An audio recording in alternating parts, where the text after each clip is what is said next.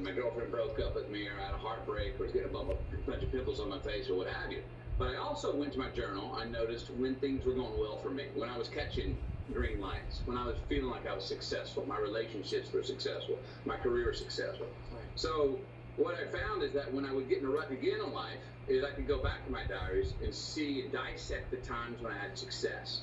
And I found habits that I had when I was successful and happy in my life. And the happiest I found it was who I was hanging around with, where I was going, how much sleep I was getting, what I was doing. And when I would go back to times when I was successful in my diary, it would help me recalibrate and get back in line in times maybe I was having a little trouble. Wow, fascinating. Also, I'm just looking back at your book, and you just say too, you're not from royalty. You're from you're from a group of cattle thieves, as well as a bodyguard for Al Capone. Describe your heritage. Well, that's it. I went back and looked at my heritage, and then there was no. Yeah, there's definitely no royalty. We didn't. There's nobody back there. There's no hidden bag of gold buried in some yard over in Ireland somewhere. No, we were. Yeah, there was some cattle feeding for sure. We had a bodyguard for Al Capone. We had a bunch of riverboat gamblers.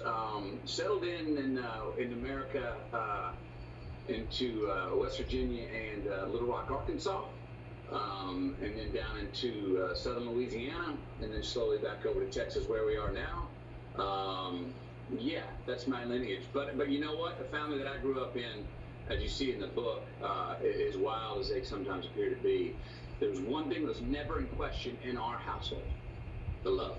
The love was never in question, and that I'm very happy to say. That is terrific. I know that you have been a competitive guy. You were drafted by the Green Bay Packers at one point, and My dad was. oh, your dad was. Apologies, but you are apparently you were very competitive with your brother. I was reading about a contest you had with your brother at a younger age.